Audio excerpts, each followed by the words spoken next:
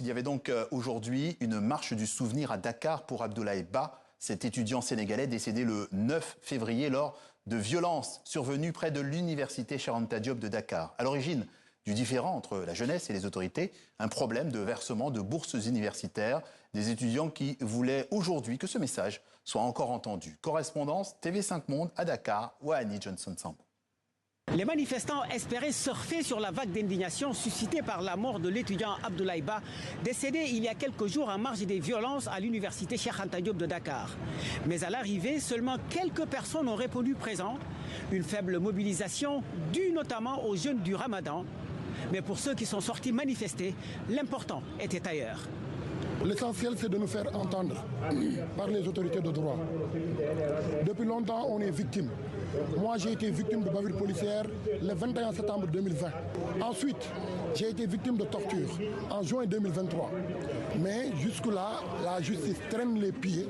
Et cette manifestation a comme symbole de dire à nos autorités judiciaires et étatiques que nous ne sommes pas encore découragés. Nous allons continuer le combat jusqu'au bout. Aujourd'hui, qu'est-ce qu'on a vu? Que les policiers également ont pénétré le campus social pour également violenter des étudiants, pour torturer des étudiants. Et jusqu'à présent, aucune justice n'est pas encore rendue. Nous demandons que justice soit faite pour notre camarade Abdoulaye Ba. Aujourd'hui, ce que nous demandons au ministre de la Justice, Mme Yacine Fall, au ministre de l'Intérieur, le maître Bamba Cissé, que justice soit faite, que les responsabilités soient situées et que les personnes soient sanctionnées pour que plus personne, un citoyen sénégalais, n'ait à perdre la vie durant des manifestations. Pancarte à la main, sono à fond, sous escorte policière, ils ont brandi des slogans hostiles à la police et surtout réclamer justice pour Abdoulaye.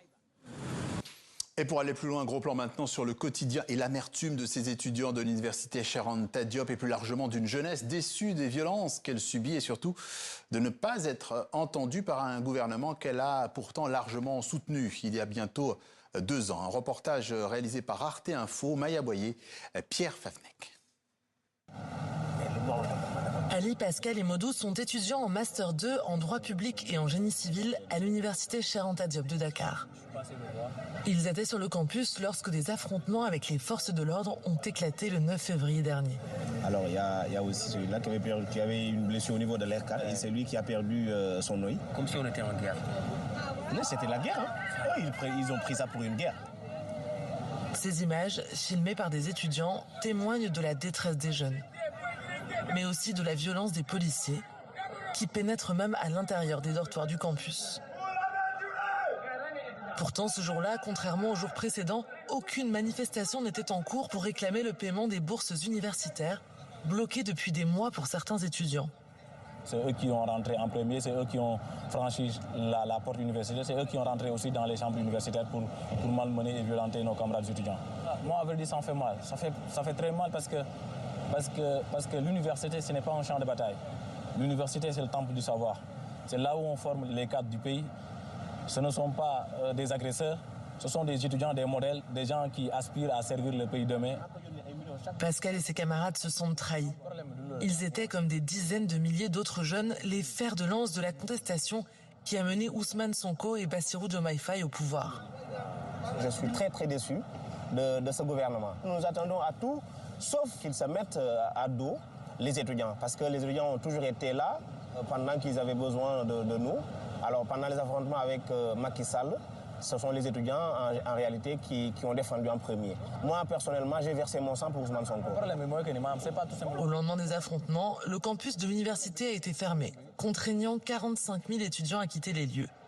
Comme Mati, étudiante en première année de droit, qui est rentrée chez sa grand-mère en banlieue de Dakar. Elle n'a pas dormi de la nuit. Elle m'appelait tout le temps, demandait comment je vais, comment est-ce que je peux rentrer. Il voulait même venir me chercher la nuit là-bas. Elle était hyper inquiète. C'est une maman poule, quoi. Mathie a passé sa journée du 9 février cloîtrée dans sa chambre avec ses amis, étouffée par des gaz lacrymogènes.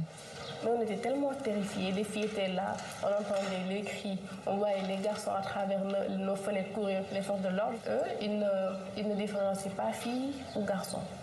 Ils tapent sur tout ce qui bouge.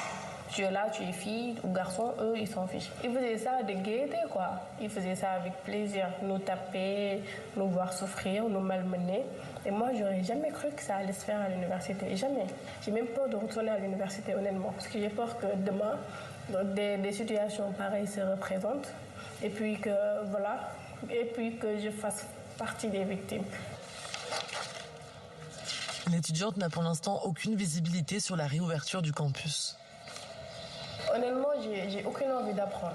Mais il le faut quand même parce qu'une fois la reprise, nous on continue nos examens et puis on ne veut pas avoir à aller en rattrapage ou pire, même redoubler. Donc on est obligé, même si on n'a pas la tête sur les cahiers, de continuer quand même nos révisions.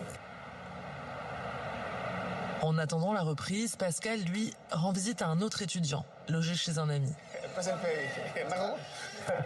Ce dernier a été blessé lors des affrontements avec les forces de l'ordre sur le campus.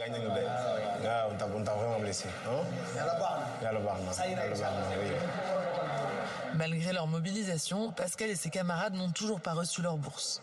Alors en attendant que la situation s'améliore, ils se serrent les coudes et partagent leur repas. Aujourd'hui, un bol de tiep, un plat traditionnel à base de riz. C'est compliqué, hein.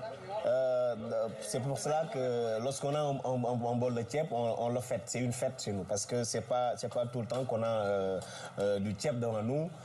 C'est très compliqué. La situation financière, elle est compliquée. Donc c'est pour cela parfois, lorsqu'on se réunit en groupe, on essaie de cotiser pour voir comment préparer, comment nous organiser afin de subvenir à nos besoins.